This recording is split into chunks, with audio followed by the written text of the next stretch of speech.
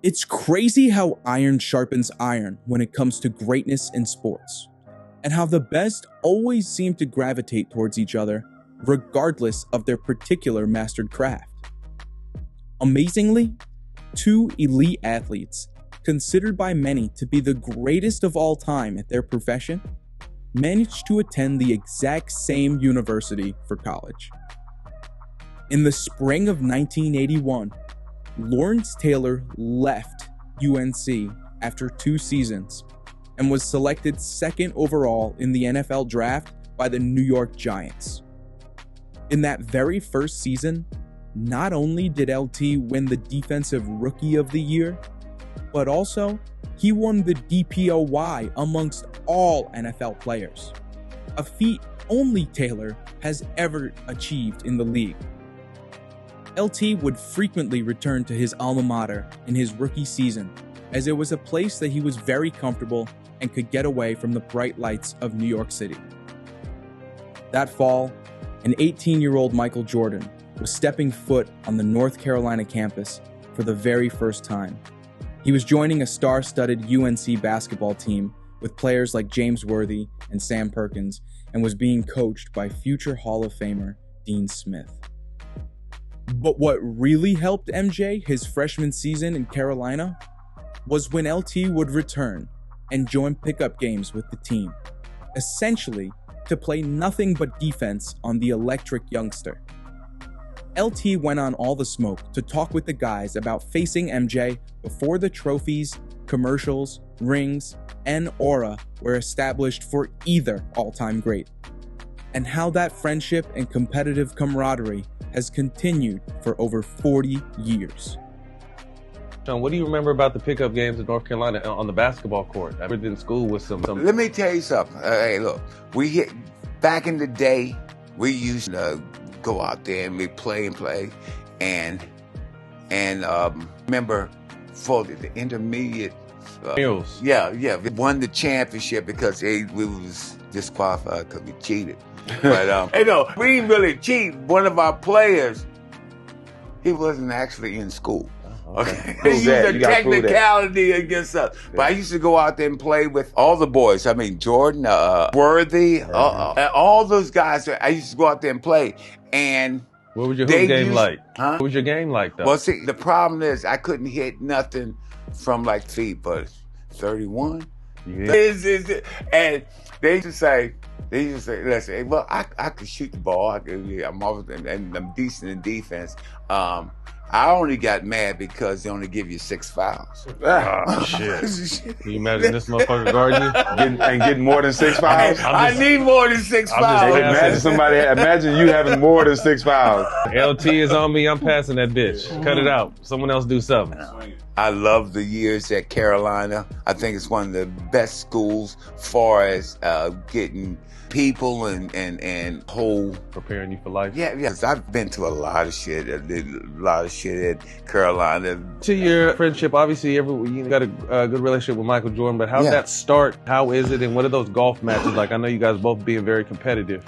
Well, Mike went, my senior year, not my senior, right after my rookie year in the Giants, Mike came to school that year, so I came back to finish up school that summer. And so he was playing with the team, practicing with the team, and the coach name, Smith, allowed me to practice with him, right? He allowed me to practice. And Mike was always, every time I turned around, he just said, hey, call it foul. Like, just hit you a little bit. Come on, man. So every time Mike had the ball, I wanted to guard Mike because you was a pain freak, huh? Because Mike was dropping you off. Yeah, he's gonna drop me off, but he's gonna drop me off with a little something in his head. I'm gonna throw something at him. I'm not saying I'm a fair player. I'm just saying I'm a player. That's it. I'm not saying that, but we used to have a great time doing that. He is truly. He's one of the best I've had, but I'm the best when it comes to fouling, though. Yeah, wouldn't doubt that. Could you dunk? You can't ask that question. Can I dunk? You was a flyer? How you want it? Really? How you want it? Okay. How you want it? I know I heard that. How you want it? Backwards, Shit. all that. Listen, I could do anything I wanted to Have do. it your way. I was an athlete, man. I was in the NBA and I couldn't do half that shit, so I had to ask.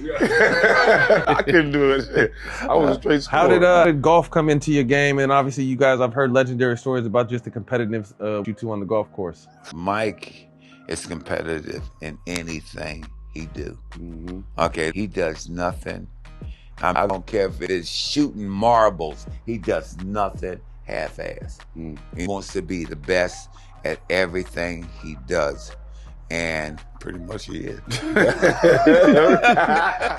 In the late 1980s, the Midwest United States was undoubtedly home to some of the greatest basketball players on the planet at the time. Isaiah Thomas and Mark Aguirre were local Midwesterners getting their Pistons to the promised land. Magic Johnson was constantly running summer leagues in the offseason, and Michael Jordan was building a future contender in Chicago with his electrifying brand of basketball that was in the process of changing the game in real time. This influx of greatness was naturally affecting the quality of young talent coming from that region in the best way possible, as guys like Tim Hardaway Sr. were ready to lead the next crop of Midwest ballers into the 1990s. Because of this, during the NBA offseason, anybody who was anybody was playing in Chicago in some of the most legendary pickup runs of all time. On this day, however, word gets around to Hardaway that someone special is coming to the run. His Airness, Michael Jordan himself, was going to play. Here's Tim Hardaway Sr. on All the Smoke, talking to the guys about those legendary runs in Chicago, the history of summer basketball in Chi-Town, and the day peak MJ graced them with his presence on the floor. About the runs and the MJ stories? Oh, I got a ton of MJ stories. So I'm in college. I'm going into my junior year of college. And a guy, he walks up to me and say, "Hey, yo, we got MJ coming." I was like, "MJ who?" He's like, "We got MJ." I said, "MJ who?" I said, "This Chicago. Who is MJ?" He said, "Michael Jordan." I said, "Oh, well, he gonna get his ass busted too." Shit. Yeah. This I turned out. I had me, Nick, Kendall Gill, and Donald Reese. We had Alfred Hughes and his brother. We was rolling. They brought in Michael Jordan, Terry Cummings, Craig Hodges. Ooh. You didn't tell me all that was coming. Y'all got pros coming. We not even the pros yet. We trying to get there if we gonna make it. So I'm like, oh, here we go. See, but a lot of people don't know. I studied Craig Hodges' move. See, Craig Hodges used to come down. He'd put in his right cross between his legs and he'd spin. And then he'd go to the basket and lay it up. So a guy be way over here and he's spinning going back right. So I knew when he was going to do the move. Sitting on it. And I was sitting on it. He'll be a great guest for us too, Craig Hodges, for sure. He got a lot of them, man. He talk about a lot. Yeah. And I took the ball away from him, went down court, whatever. But before the game, the guy was like, "Hey, Tim, I got a bet." I said, "What's the bet?" He said, "I got a bet that you're going to score 6 points, 4 or 6 points within Michael Jordan." I said, "So how much the bet?" He said, "About 80,000. I said, 80,000? I said, "Okay." I said, "But I need that." It was an original Louis Vuitton jacket that he got made. And I wanted that jacket. I said, "I got to have that jacket and I got to give me $10,000. I said, "You got a minute and 30 seconds, man. I got to go play. Let me know." He's like, "Oh, man, fuck it, bet." I said, "All right, cool." So after I did Michael, after I took the ball from Craig Hodges, I went up for a layup. They called timeout. He was like, "Damn, Craig, you can't stick him?" I said, "No, he can't stick me. Why don't you switch off on him?" You said it to him. To him. The crowd went, "Ooh." Mike just turned his head and just kept walking like, "Man, no, y'all got to deal with that motherfucker." He didn't want that problem. And plus, I'm at the crib too. Yeah. I'm in front of my crowd. Yeah, I'm rolling too. Yeah. It's nip and tuck. He's supposed to have fouled out, but that's Mike. They won in double overtime. But I tell you this, man. Mike said after the game, he said, "Good game." He looked me in my eye. "You got a chance." At that particular point, you still trying to feel yourself out. Right. You still trying to understand if you got a chance. that door opened. And it When from he him said too. that, and it's from him. It opened. When that door opened an inch, I kicked that motherfucker open, man. Because you getting that from him, my confidence went to another level. And I was like, wow. And that's all he said. You got a chance. Sometimes that's all you need, though, right? Yeah. Especially coming from him. Yep. I used to play, we had a bunch of ball players. Isaiah Thomas, Doc Rivers, Mark McGuire, Terry Cummins, Eddie Johnson. Everybody used to come to the house and play. And we used to play against pros all the time. So it was nothing for us to play against pros. And that's why we got so many pros that's in the league from Chicago, because we go back and we played against all these other high school and college guys and taught them and talked to them. So that's the way Chicago is. But this is what I heard, Jelani. I heard that that's the reason how the NBA Summer League and training camp got to Chicago, because all of the basketball players was going there and played in the summertime. And they was already there, so that's how the idea came. Because when we came in, all the summer league, the pre-draft camp, all that was in Chicago for years. Right. And they said the reason why I started there because of the Chicago runs. That's how it happened. It's always been big Chicago runs, and it's starting to pick up again now. In today's NBA discourse, you'll hear a lot of former players from previous eras say something along the lines of, "These guys today are soft, and they don't care about the league like we did." The hypocrisy of that argument is incredible, because there are many actions that NBA greats of yesteryear have done that would absolutely be frowned upon today if they were in the league. This next story from Craig Hodges is a perfect example about a Michael Jordan who was arguably at the absolute apex of his basketball career. In the spring of 1992, his airness had it all. He was the reigning league MVP and on his way to his second in a row and third overall in his career to that point. His Bulls were about to win a then franchise record 67 wins. And in 1992, that also tied them with the 1986 Celtics for the third best record in NBA history, which, because of what happens in the late 90s, definitely gets forgotten about. This team was looked at as all-time great.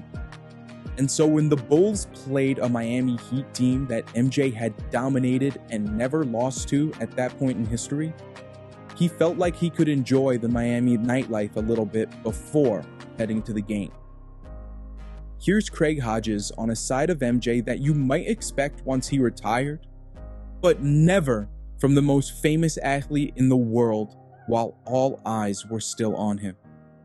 I remember we played the Bulls when I was in Milwaukee, and you know how you going through layup line and you cross paths, and I remember crossing paths with MJ, and we dapped it up, and I told him, I said, man, if we ever get together, we're going to win championships. And we kept going, and we came back. And I tell people, when you look at the numbers, he's 23, I'm 14. My 1 and my 4 encompasses 2 and 3. Together they equal 10. So ain't no way we could lose. Ain't no way we could lose. So your first year in Chicago, you guys lose to Detroit. Yes, and get our ass whooped. They laid it on us. What'd you guys learn from that? That the biggest thing was their physicality versus our athleticism. It's the MJ rules. So when they was knocking MJ down, they'd tap Scotty out a little bit. We would react to them taps. The following year, it was make sure that when anybody got tapped, 2 or 3 of us go over there quick and get them right to the line or get them up and let's go. Yeah. That it ain't going to be us lingering over this hit or looking back.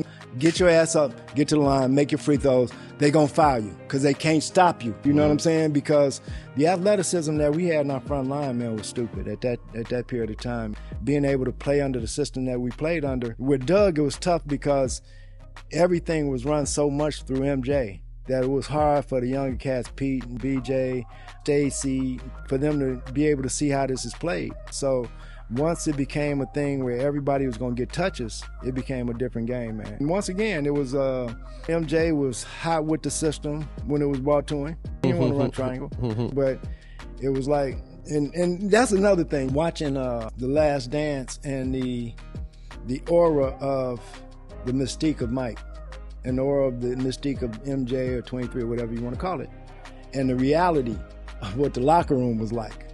that wasn't a senior. He wasn't a senior in the class. You know what I'm saying? That was Bill Cartwright. So it wasn't ever where he was going to outspeak Bill or he was going to outspeak Hodge because it was seniority. You came in the league. We was in the league when you came here. Different rules. It's not going to be different level. So people from the outside would see it one way, but we on the inside understood it to be what it was, and that, when things would go awry, it was going to be, yo, teach. And that's what we call Bill Cartwright. Yo, teach, what's up? And he going to let it be known, and wasn't nobody going to challenge that.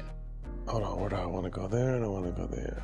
Talk to me about the one time you guys were finishing up the season against Miami. Right. And you were going to see him in the first round of the playoffs. Exactly. We're playing in Miami, and we're rolling at this time. The system is really playing for itself. And that's the cool part about the system. Once you get into it, you just come to games, man. You done did it so much, and it flows.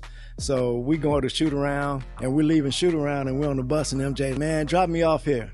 And drop him off at the bar. He said he's going to have some beers. Right? Say he's gonna have some beers. Listen to the rest of this story. Gonna have some beers. So he tell us to pick him up on the way back to the game. We pick him up. He still got his sweats on. MJ come to the game suited and booted. All right, still got his sweats on. Pick us up. He get on the bus. Man, I'm feeling good. Right? Bubbly. You can smell the beer on him. Got 30 at half. Right? Going through warm-ups. Man, I'm seeing 3 rims. I'm gonna shoot at the one in the middle. That's hard. And then told us, if y'all can't beat them, we don't need to win a championship. Y'all can beat them without me. But he came in there and he got it done early and wouldn't sit down. Wouldn't sit down. That's why that's the kind of shit, not that, but it bothers me what Dallas's management is trying to portray Luka as. We aren't grown men and can handle what we need to do. They're mad because they think he smokes hookah and drinks beer. If you knew what motherfuckers was really doing and still going out there and being professionals, and that's the crazy part is they know it ain't. They can play it off. Right. You paying the amount of money. You're investing to know what these cats are doing. So as well as anybody, it's just a matter that now you want to use that as a means of the reason you got rid of them or whatever, but it's sickening, man. It's the same old, you control the media so you can control the narrative to a good degree. Believe it or not, Michael Jordan and Gilbert Arenas have much more in common than just their profession. Gilbert and MJ both spent time playing for the Washington Wizards, and both had very memorable runs. Jordan would give the fans around the world one more chance to see him play, and give himself one more chance to make magic happen in a Wizards uniform. While he wasn't able to reach the postseason in Washington, there was still some gas in the GOAT's tank as far as memorable moments go. And there was some fun ones as MJ reached 40 years old and retired from the game of basketball. Now, upon Jordan's retirement, Gilbert Arenas would sign with the Wizards after winning the league's Most Improved Player award the season before in Golden State. Gil would enter the Wizards facility on the first day, and something as mundane and routine as selecting a locker would become a moment that Arenas himself still feels changed the course of his career. Here's Agent Zero with his own personal, real-life Like Mike story. Gil, you made an appearance on Paul George podcast this week and talked about how you jacked MJ for some of his Wizards gear after you joined the team in 2003. The story is this. Okay, so when MJ decided to play for the Wizards, it was part of a deal that if he played for 2 years, he would get 51% of the company, or 51% of the team. I guess when his time was up, the owner and MJ didn't agree to the terms. MJ left, which means he left all the stuff. So when I came that summer and I signed with the Wizards, I picked my locker. It was MJ's locker. So when I open it, you got all MJ's stuff. So I'm sitting here like, is this the MJ? It was like, yeah, this is MJ's locker. So I have the undershorts, all his stuff, his orthotics. I actually played in his orthotics my career. Yeah. MJ's orthotics, I put in my shoes and played. For how long? Like, wouldn't that be odd if they weren't fit to your feet? I played until I got hurt, which was from 2003 to 2007. And they fit you? Yeah. Because he was a 14 and it was like a 14 on one side and like 13 and a half. So he just trimmed it to trim the 14 for 13. And yeah, it was the MJ show. I had the power of MJ in me. There's items that his team searches for on the internet. Say you got some PEs, right? They're just made for you. If he ever see them on the net being sold, he knows every item. That's crazy. Like them shorts. I had my son when he was in Jordan camp. Had my son go up there and get it signed. He was like, hey, where'd you get this? My dad. Who is your dad? Gilbert. I knew it. Where's the rest of the shit? Because, when he left all his game and practice stuff. When he seen that, he knew that was his stuff. So he was like, give me the rest of the shit. And then he signed all his practices. So I have his under-game practice shorts, under-game game shorts, had his orthotics. I wore his orthotics during my career. For real? Y'all thought y'all was getting the Agent Zero? Y'all was getting the Agent Zero and MJ. Gil, you wore another man's orthotic? Hell yeah. That's MJ. Did you spray him down first? Huh? You spray him down first? Hell no, it was MJ. It don't matter? They've worked? You raw dogged MJ's orthotic? Yes. Did they work? 3-time All-Star, 3-time All-NBA. Oh, so this was... Yes. Did you use him the whole time? Mike. Like Mike. Really? That's funny. What? Hilarious. That's like Not wearing you another like nigga Mike, drawers. for real. It's not a regular. That's like wearing another nigga drawers, dog. No, it's like wearing Michael Jordan drawers. Michael Jordan. Not regular. It's like... Nigga feet sweat when you walk. Draws then socks, I feel like, in that order. Because everybody was calling me Cap, right? So look. Wait, you got... Yeah, I got what you talking You stole those from Space Jam? Right, so look. This is his game shorts. This is the game shorts that he wears under the games. I had him sign these. Well, how many pair of those does he have? Is it only one? Just one. Just one. Yeah, So we those all are- had some of them. Yeah, so it's just. But you jacked MJ for his UNC shorts. I didn't jack him. He left them. That you permanently then I made him sign it. And you didn't give them back. And then this is his bag right here. God damn it, this is it right here. You still have the bag. I still got the look. Yo, and that's the way that's the real. Yo, It's the real. that's the way that shit was back then. That's how old we fucking. 23. That's how old we Like, who fucking. wrote the 23? Do that shit and throw it right in the middle. No, we don't even use bags. One thing I'm playing, man. Gil. Look, this is practice uniform. Look, Wow. still crunchy, probably sweaty. Did you wash? Hell no. You raw dogged the jersey too. 23. I'm pretty sure he sniffed it. You sniffed it? Huh? Did it smell like tequila and cigars? Got his practice shorts. Them being at 23. I'm gonna need y'all to stop calling Gil a liar. I don't know why they do it. Gil, where do you keep this? These are the game ones. They turn color. They turn different colors. They purple now. They are. It's You wizardry. You played in them? 23. Nah. What's hilarious? Big ass Hey, look, shorts. these might tear. It's all crunchy right here. It's all crunchy. And then these is the ones he wore into practice. Wait, so how many? I supposed to say, how many thought you said UNC you shorts only are took there? one. So he has one for practice and one for game. Gil, where do you keep this MJ stuff? Just out of curiosity. Storage. Come on, man. I got Let's the. store it. And what's so funny is I have all the. This is before dry fit. I have all the game. I have all the practice uniforms. I mean, the game. I got the game stuff too. So these are the game shorts. I have that. So I'm having them framed. And you just been sitting on this stuff for 20 plus years. Yep. Never washed. Nope. Original. I don't know why they be thinking I be capping, bro. I still can't believe you have the bag of MJ soiled practice stuff in the original holder. The Sharpie then 23 on the shorts. Like, What are orthotics at is what I want to know. Someone has them. I don't think they know they have them.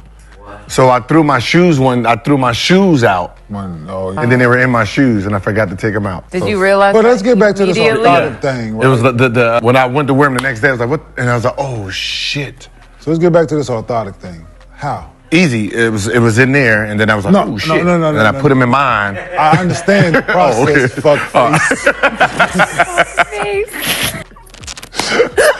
fool. So y'all foot shaped the same? Yeah. Like You just just was in pain. One was a 13 and one was a 13 and a half. So, So you was just in pain. I had to shave the. So the arch in his foot is identical to yours? No, it wasn't. Nah. you didn't care. So you didn't care? No.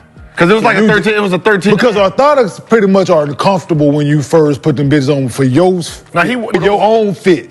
Now he wore those. Like when you first get them bitches down comfortable, they're not right with when your arches. They build your so. It's, He was flat-footed. So they got to build arch up in it. So they put they make the thing a certain way. Gil. No, not the hard. He didn't have those hard ones. So they wasn't custom. A little bit. It wasn't what we were used to. You know, his shit was from probably about the 80s. Just generic ass orthotic. He went to CVS. He went to CVS and put his foot in that motherfucking thing. It wasn't the hard ones. That's like it was. You know, so I just cut the little. Oh yeah, it's extra definitely off. a piece of foam. Yeah. I ain't taking a picture with no. That's fire. He took a picture with your son, though? Boy, you special. He took a picture with Elijah? Yeah, he picked my son to do how you shoot for everyone to get the shoes at the end of the camp. He let my son do it. Did they get the shoes at the end of the camp? No, my son missed. He pulled the GA. Actually, he did. Jordan tapped him on the... Actually, he did better than I did over there with all that pressure. Jordan tapped him on the chest? Oh, yeah, I sent some with KJ out there. Camp. Yeah, it's good. Hey, man, go get these signed. You go to this camp, dog. As soon as he seen it, hey, nah, where'd you get this from? And he was like, where's the rest of the stuff? My son had to pull it out. Right here. Yeah, because I got the warm up everything. By 2003, when Michael Jordan finally stepped off the floor for the last time, he was the undisputed GOAT of basketball. It was so unanimous that this man was the greatest player of all time that it was almost intimidating. And that's where a great deal of that patented MJ aura comes from for many people. So what was it like for Carmelo Anthony, who was drafted second overall just as Jordan was leaving the league, to be personally selected by the greatest player of all time as his first signature athlete? Was there pressure on young Melo to succeed from MJ in the same way that Jordan would infamously put it on his teammates during his playing days? Here's Melo himself on his podcast, who paints a picture of Michael Jordan as someone who was not just a legend on the court, but also a watchful overseer of the game itself, actively invested in the next generation. Early on with Mike, was he like a big bro type of mentor type of dude that you could hit up, you know what I'm saying, and be like, yo. He's still that. It's a business relationship, but it's also a real solid. Right. You know what I'm saying? That's solid.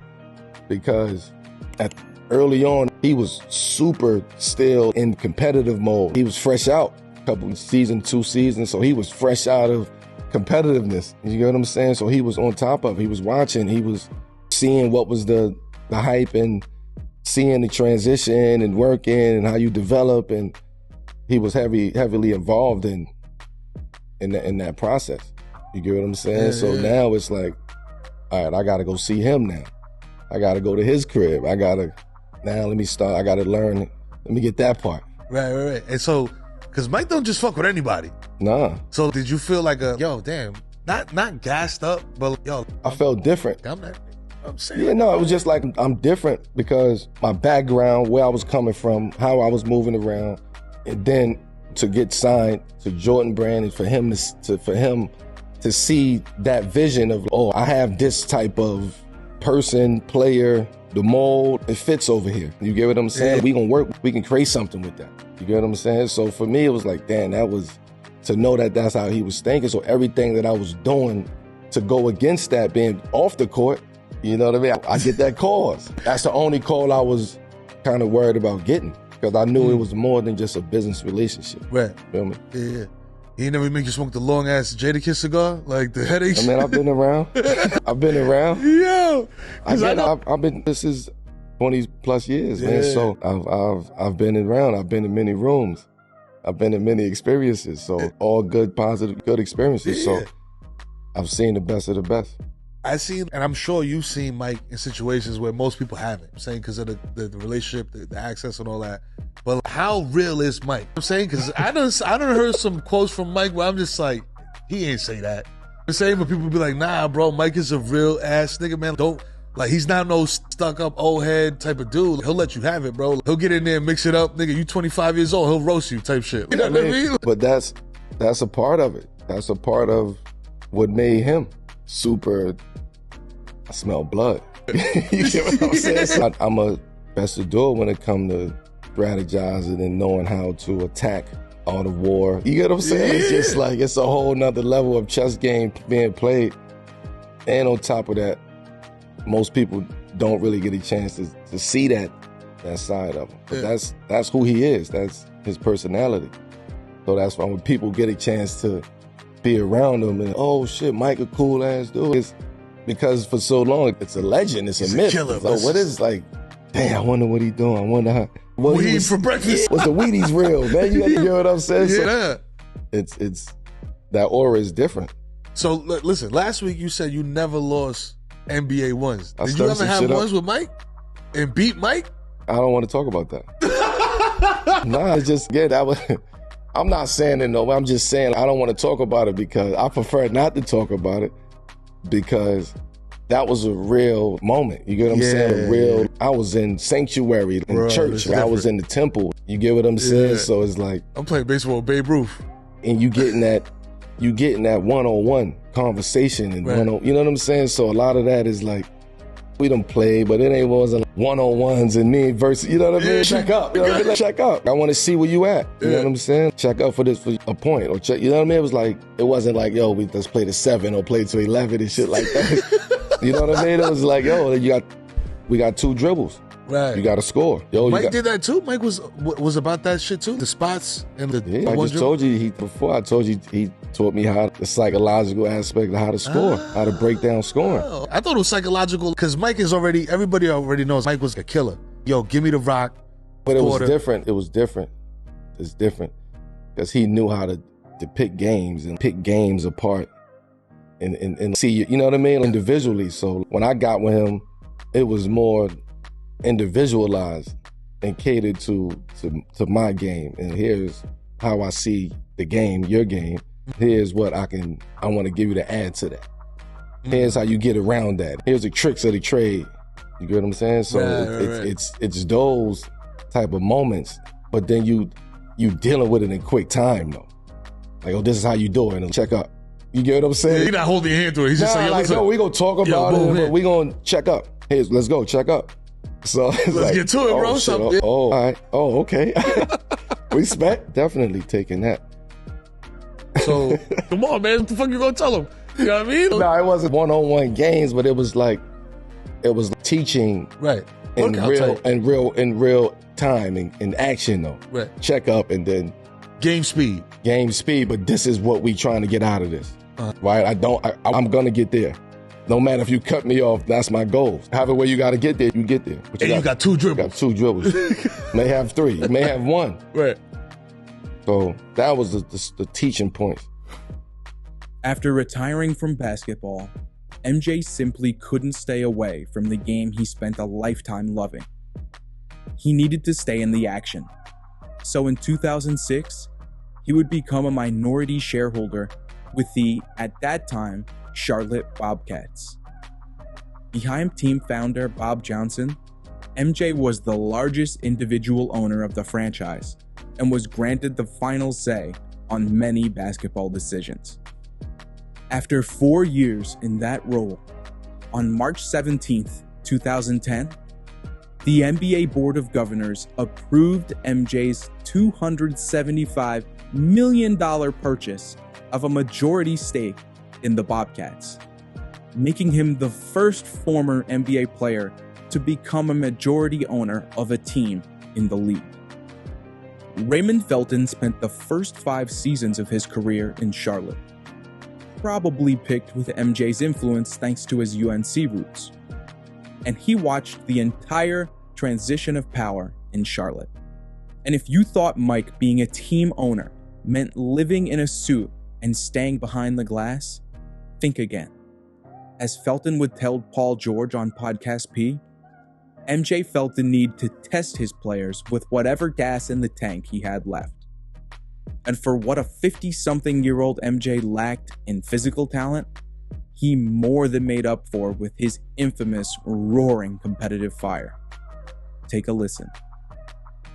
We followed you through North Carolina. You go ahead and play for the Tar Heels. You actually played for the Bobcats, being in your, not necessarily hometown, but from North Carolina. Your first 5 years of your career there, you got a chance to play with or play for MJ. And obviously you developed the relationship, you being a Tar Heel, him being a Tar Heel. Did y'all have a relationship going into the process, you going to Charlotte? Was that the reason they brought you to Charlotte, because of the relationship you already had with MJ? Talk to us a little bit about how that relationship, but also how is he as an owner during that time with you being there? Well, the whole start of the process, MJ wasn't even there at first. It was Bob Johnson, the owner of BET at the time. And he owned the team. It was an expansion team. So the first year of the team, I think I met Okafor from UConn. He got drafted, number 1 pick in the draft that year with Dwight Howard. And or Dwight went number 1, he went 2, whoever it was. He was the time, and then I come in the next year on number 5 pick, no draft, and then MJ came in like year 4. I'll say year 4 for me. He came in as the owner. Then the 5th year he was there. We made the playoffs that year, and Larry Brown was our coach, and he became soul of the team. And just the relationship, I already knew MJ just from being at Carolina. He used to come around, and he was winning the national championship at Carolina. So I already had a relationship with him. But as far as him being part of that process, I got to give a shout out to Bernie Bickerstaff, man, and Bob drafting me, and getting Charlotte and making that dream come true. But MJ as an owner is just how he is as a player, man. He was super competitive. He hated to lose. And he came in the locker room many times and told us how he felt, how we was playing. And the one moment I'm going to take from that, man, was it was me, him, Jeff McGinnis, Wallace, and I want to say Jing Rich. But Jing Rich might not have been there. But I know it was me, Drill, and Jeff McGinnis. We played 1-on-1 against MJ. And when I tell you he was frying us. Still had it, huh? Man, he was. And was talking crazy to us, too, man. But him as a, man, like I said, though, he a lot of people give him dirt about being an owner, but a lot of people don't understand, man. It's not easy. It's not easy. And drafting kids and, signing people agency and, you just how things going to pan out. You just, their talent, you base it on what you feel like the potential can be. Sometimes it works, sometimes it doesn't. And I think he just gets a lot of scrutiny from that. And I mean, obviously he live up to being anything else in life outside of being the man who he is. And in a game of basketball, he's the GOAT, especially for me, he's the GOAT. So, you can't ain't gonna live up to that. But, and just got a lot of negativity to say when it comes to him as a basketball owner. Right. Speaking of games, right? He had walked away with some L's, right? Like he wasn't just winning. He scored on him, but he won the game. Okay. Well, he was winning, so he was games. Yeah, he was winning. He was winning.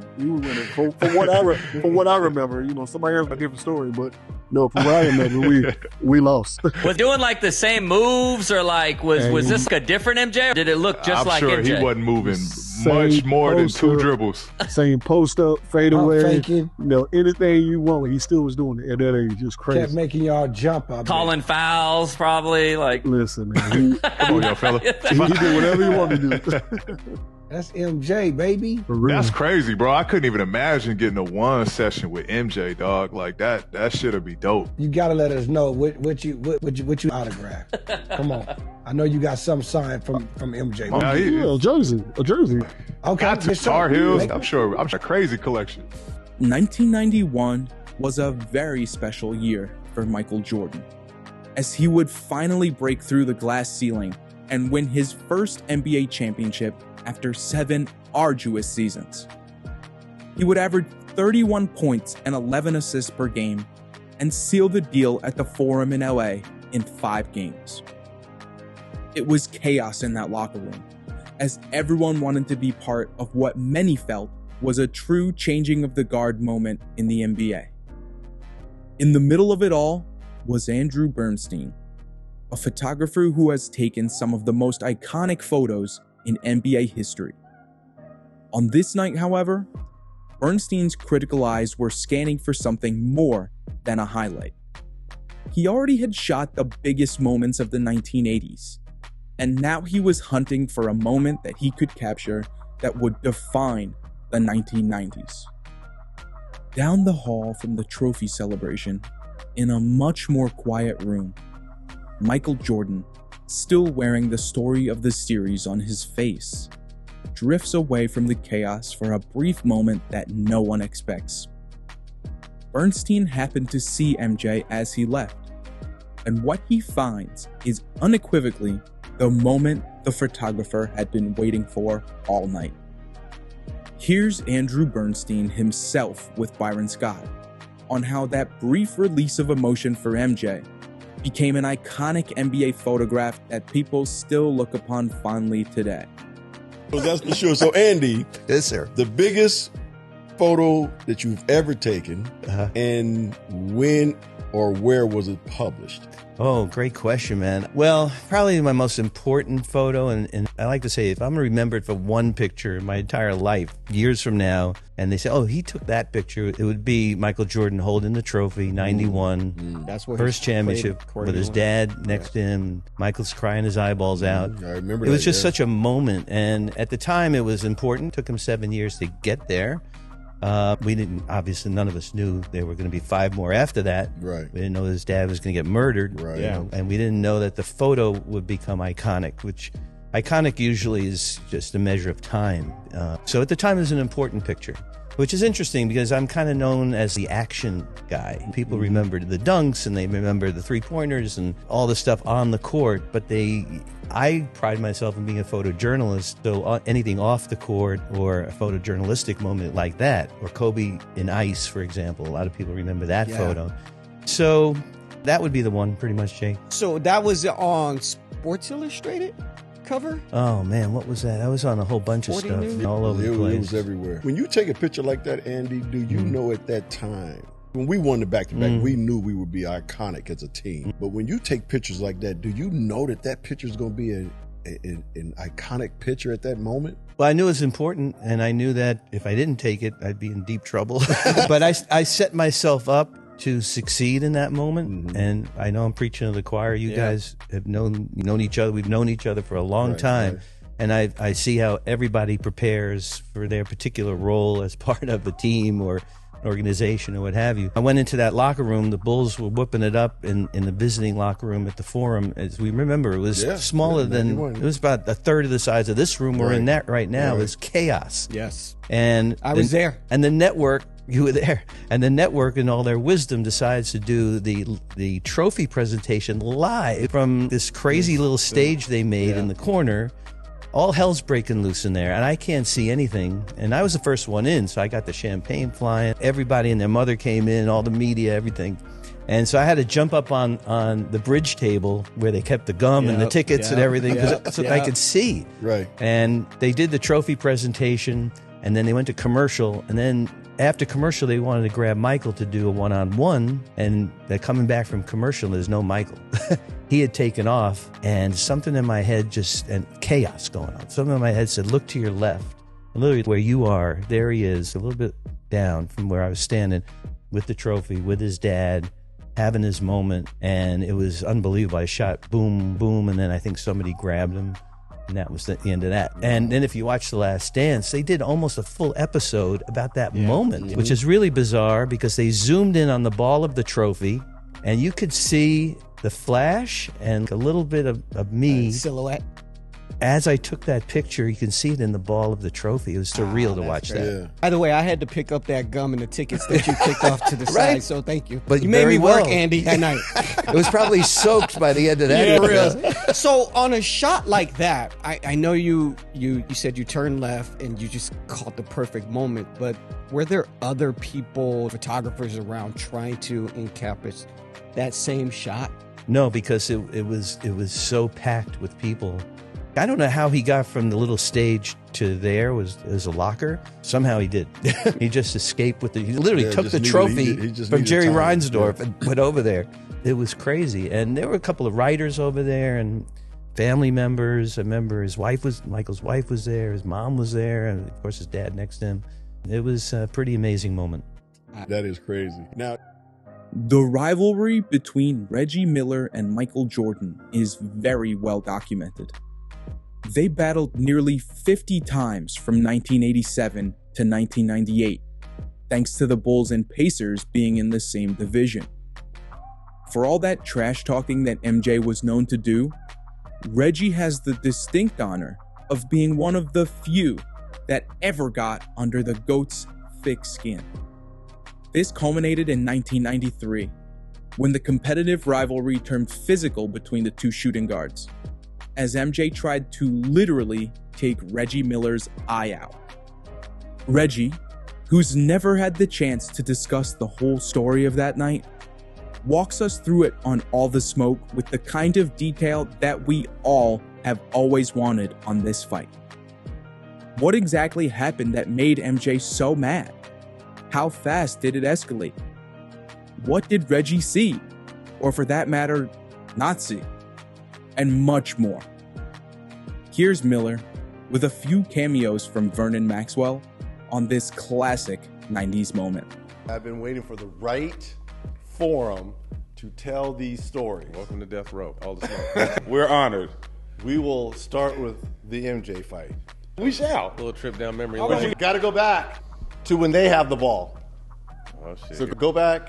Hold on, he got to pull the whole clip up. Pull the whole clip up. There we go. So this is it. Look, watch this. 1, Yep. 2. Yep. I tried to get him there, and he got out the way. So I was like, all right, tip in. Got you now, I'm bitch. going straight to him. Let him know. I had to hurry up and turn around because I didn't want him to come and chokehold me. He tried to rake you. So I'm like, we both get into we get into this. He scrapes my eye. I can't see. I saw him Like rake he was you. trying to scratch you. I saw him rake you like Right? So all this goes down. This is in MSA, by the way. We're at home. We are at home in Market Square Arena playing Michael Jordan and Chicago Bulls. So this shit goes down. Ronnie Nunn. Ronnie Nunn comes in, breaks it all up. They huddle up. I'm thinking, okay. So back in the day, a lot of it, look at this. Scratched the crap out of me. 15-yard face. Look at this. But look, I'm holding him and controlling him.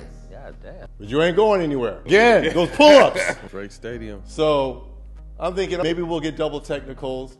Maybe if I get thrown out, he's going to get thrown out. We both are throwing. Jess Kersey, man. Jess. I had a fresh due for the I game. was about to say, that cut was clean. Hold on. So just you got kicked out the game. I didn't know that. That's crazy. Wow. You guys both threw punches. MJ threw about 3. They ain't never throwing Mike at them. Who's shooting free throws right now? You fouled him, Reg. They ain't throwing Mike at no motherfucking game. In our building. That's Maybe in crazy. Chicago. In our building? And he's shooting the technicals too. God damn. 45 on us. Not that he wouldn't have scored 45 with me in the game, but shit, give me a chance. In our building. MJ threw 3 punches on So the then the road league- and didn't get kicked out the So game. then That's the league, crazy. The next day, I got a 1-game suspension. You got kicked out and the game suspended. And he got 3 games. So why did he get 3 games then? Right. And But it wasn't still kicked got to out. stay in the game. Wow. So they let him play the game, dissuspended in 3 games. And then suspended him. And that's how they did me at the San Francisco Pro-Am. Come on, man. Mike's in town. That's Mike, man. I thought you coming to your town. All the bitches got Hey, their Max jerseys said on. when Mike came to Houston, all his women started wearing. Here's the thing, man. You would see, you go out to a club or whatever, bar or whatever, and you see these same chicks, real regular. You come to a Bulls game. Why are you dressed as Sunday church, man? I told y'all about this. Like- shit. Mike coming to your city, coming out right. Man. They thinking they finna get married or Oh. hit. One of them thinking gonna get hit by Mike. Mike ain't thinking about that. Of my whole career, one thing I wish or regret, and people will say, I wish I would have had more than one series versus that dude. I'm not saying I would have won. We would have won. Probably not. But you're judged by those big wins. I won a few battles. He always won the wars. He's got 6 of them. And we took him 7 games. I just wish we'd have had more. I wish I could have gone against him more. He had a lot Again, and I don't want people jumping on the internet. I'm not saying we would have beat them. Just wanted It the probably would have smoke. been the same thing. Just wanted that smoke. But man, I want to see. Show I me. got confidence. I want to see how I am versus that dude. I'm gonna do my thing too. I want to see how I am versus that dude. He obviously had a lot of respect and spoke highly of you, but what was different when you played a game against him in the Bulls? I can only speak for myself. I can't speak for Max. There was no weaknesses. Try to force him left. You try to force him right. You try to top lock him. You try to hold. Try to be physical with him. I equate it to like this. It was like, and maybe this is how centers feel when they were going against Shaq. He was Shaq of shooting guards. I don't care. There was no way you could get around him in front of him. He was just too strong. And then he had a 48-inch vertical. So you were never blocking his shot. And he could stop on a dime, his handles, and then he held the ball like it was the orange. So he's taunting you, holding the ball on your face, the tongue is all out and shit, and he's chewing the fucking gum and all that shit. And you come down, the black eyes are looking at you, and I'm looking right back at him. Yeah, motherfucker, I ain't going anywhere. And he's looking at you, and man, no weaknesses. None. Zero. I love tape. I'm watching. I'm always trying to find a tail. And I found a tail on everyone. I could not find a tail. Not one. If he goes left X amount of times, what is his percentages? Great. Right. Great. Step back. Great. Rebounding. Great. Passing. Great. You can't punk him. I'm trying to find something. So it's almost like shit by committee. Derek McKee. Come on, we got to get some help down this motherfucker. Come on now, don't be here. I've been calling. I ain't too proud to beg. Come on now, this motherfucker. I ain't too proud to beg. That's what I'm tired of. The toughest shot in basketball, which is the fadeaway, he shot that shit at a high clip. That's the toughest shot in basketball. And you can't block it. You can't get it. But see, it's faded away, and it's at 48 inches. When he got to learn how to put his back to the basket and get in that post, that's when he got. And then he would do the Elijah one. You get that. Shimmy shake shit on you. He gets you leaning. Oh my goodness. And maybe Max can attest to this. Pick and rolls. Don't let your big be one step too. He's splitting. And then, now it's up to Dale and Antonio. Good luck. Below. Good luck. Now he's your problem Good now. luck. Good luck. Somebody finna get banged on. He's your problem now if he splits. But then, when you would extend him to half court, he would get this shoulder or this shoulder, which way he was coming off, and get under the big, and then it's downhill. So now, if you're trailing, as shooting guards are, you got to get under, and then and on top of that, he can shoot. They talked about it. I've seen a lot of videos about his athleticism, but I seen the video recently when he got a tip ball and they passed to him. He went up off vertical on Charles Barkley. That shit was so bad. That's another thing that people don't understand. Not only could he's known for the two-handed, but he could one leg too. Yeah. Either leg. It was, and be out till 4 or 5 o'clock in the morning, smoking, drinking, whatever. It's going playing down. cards. Yes, all this shit. Games at 7:30. Sometimes he'll go play golf the same day he play. Man, it's almost like he was trying to make it fair. Let me go get a buzz and some heat strokes so you guys can have a chance tonight. Man, didn't have a tail, guys. And you hear it all the time. Who's the GOAT? Who's the greatest? And all that between him and LeBron. And I try to stay away from that because I went against LeBron his first year. He was a rookie. My last year. So I don't have no point of reference. But I will say LeBron has the greatest career. I say that all the time. He has the greatest career. But Mike is the best basketball player ever. Two of the biggest podcasts in NBA social media today are undoubtedly All the Smoke and the Knuckleheads podcast. Hundreds of episodes and hundreds of millions of views later, they did a very special dual podcast with the four main stars of the pods, plus former NBA All-Star Antoine Walker. Whenever any basketball personalities from their era get together, there's usually one question that is guaranteed to provide a unique story. What was your first encounter with the GOAT, Michael Jordan? Between the 5 former players on stage, they had way more history than you might think at first with his airness. They shared the kind of Michael Jordan stories that you only hear when mics are usually off and guards are down.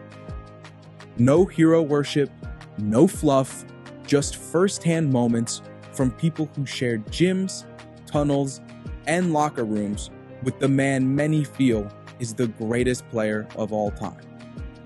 Q, I know you had a really good relationship with him. Talk to us about what he meant to you and what it was like being in his ecosystem. Man, for me, the craziest shit is I met Mike before I even made the league because Juanita's family, her mom and everybody, Juanita grew up on the next block from me. I grew up on 115th and Parnell. They grew up on 115th and Wallace, right next, across the alley. So I knew Carl, John, and her nephews, which became his nephews. So the first time I ever met him was there in the backyard. He got the whole fucking city out. So that was how I met him.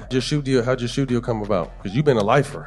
Very blessed. I was begging for some golf gear in the back. We were the same size. I ain't seen shit. Hey, listen, man. You could have never told me it was going to be what it has become in a family situation like that. But I was a dude that I got picked 18. 18th pick ain't about to really break the bank on no shoe deal. If you get a shoe deal also, you know what I'm saying? We was trying to figure our shit out. You was third pick, highest high school pick ever at that point. Yes, sir. Give that a back. Give it up. KG was previously number 5. Black came in and rewrote that. So we was trying to get a deal, and our agent, I was getting offers for just apparel deals. He was getting what our agent felt like was lowballed, and then we went to Jordan campus flight school out at Santa Barbara for the kids and shit that everybody would go to. And we had all this N1 shit. They was giving up so much shit, bro. It was crazy. We had all this N1 shit. So we got through hooping the one day. We icing down, and MJ like, what the fuck y'all got all this shit on for? And we was just like, shit. And we didn't know he had Jordan Brand, and that was all starting this shit. And he was like, man, y'all get rid of that shit, man. Y'all gonna be with me. And we like, we didn't really know what that meant, but Mike said we gonna be with him, so we was That's deep. enough, Like, huh? You knew you could at least get into a club then, finally. The next morning, our agent called us, was like, man, what y'all do? We like, what you talking about? He was like, man, they just sent me over a contract. Y'all finna sign with Jordan. Wow, that's dope. Yeah, give it up. MJ shut all that down. I went from getting apparel deals to some cash in my pocket. I was like, this is all right right here. So once we seen that, we was fooled with it after that. You already couldn't tell you shit, but after that, it was all the way over. Oh, it was a whole nother game. Now we Jordan down. Like, we Jordan dudes, but We then Jordan we get down. bro. That was a stamp of approval, bro. I was like, shit. Mine went way different than that.